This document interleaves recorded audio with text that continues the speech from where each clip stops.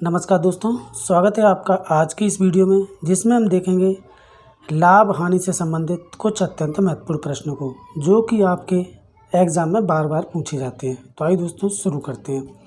प्रश्न दिया, एक साइकिल को 800 रुपये में बेचने पर 20% की हानि होती है, उसे किस मूल्य पर बेचें कि 20% का लाभ हो। कह रहा है कि 800 रुपये में अगर किसी साइकिल को बेचते हैं तो उसे 20% की हानि होती है, और वो चाहता है कि वो किस मूल्य पर बेचे कि उसे 20% का लाभ। अगर उस साइकिल को 800 रुपये में बेचा जाता है तो कितने की होती है? 20% की जो क्या होती है? हानि हो जाती है। हानि 20% की हानि होती है। तो ये साइकिल का जो 800 रुपये किसके बराबर है?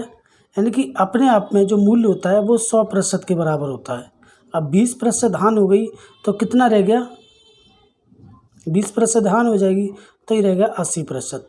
यानी कि 800 रुपया जो है वो 80% के बराबर है, 80% के बराबर। और वो कह रहा है कि इसे किस मूल्य पर बेचे कि 20% का लाभ हो जाए।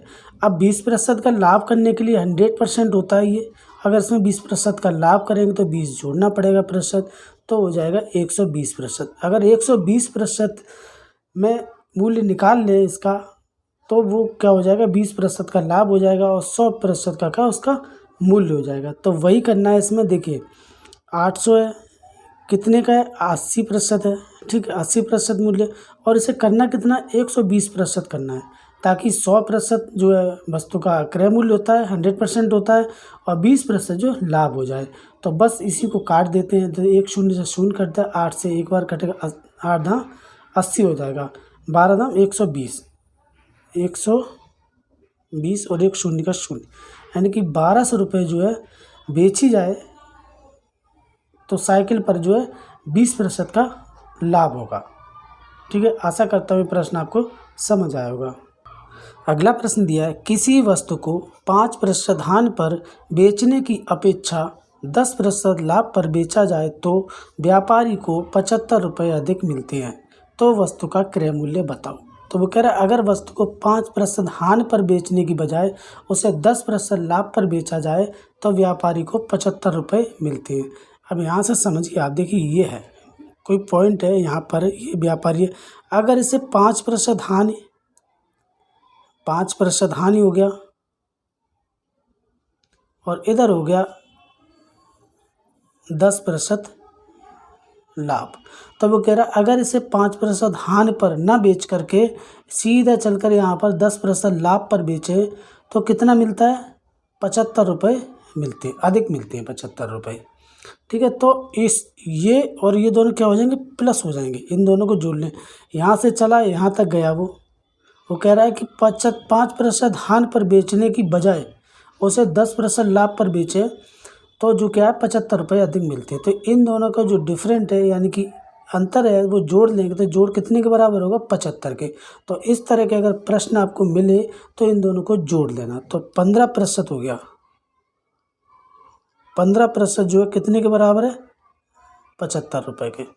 अब 100% जो हम निकालेंगे, 100% कितने के बराबर हो जाएगा? बराबर हो जाएगा 75/15 और गुणा में 100, काट देंगे 15 अपना 75, 5 का 100 गुणा करेंगे तो ये हो जाएगा 500 रुपये। तो वस्तु का जो क्रय मूल्य कितना है? वो 500 रुपये है। ठीक है, आशा करता हूँ ये प्रश्न भी आपको समझ आया होगा। अगला प्रश्न दिया है, एक वस्तु को 150 रुपये में खरीदा गया, उसे कितने में बेचा जाए कि 20% का लाभ हो। तो क्रय मूल्य जो कितना है इसमें? क्रय मूल्य दिया है 150 रुपये, और क्रय मूल्य अपने आप में, यानी कि टोटल वैल्यू अपने आप में होता है कितना? 100% होता है।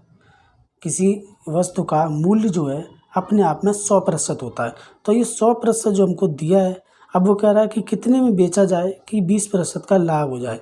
अब इस पर जो हम क्रय मूल्य पर 20% निकालेंगे तो कैसे निकालेंगे? देखिए 150 बटा में 100, 100% पूरा लिखेंगे, यहाँ पर 120 कर लेंगे, यानी कि 100 20 जोड़ेंगे तो 120% निकालना है यहाँ पर। अब इसको काट देंगे, एक शून्य से शून्य कैंसिल हो जाएगा, एक से ये काट देंगे। 12 और 15 का जो आपस में गुणा करेंगे तो कितना हो जाएगा, 12 पंजे 60, ठीक है। और 12 एकम 12, 12 छः 18, तो कितना आ गया उसका विक्रय मूल्य जो होगा, यानी कि 20% लाभ पर बेचेंगे तो 180 रुपये होगा विक्रय मूल्य, 180 रुपये। अगला प्रश्न है, एक साइकिल को 700 रुपये में बेचने पर 40% का लाभ होता है, तो साइकिल का क्रय मूल्य बताओ।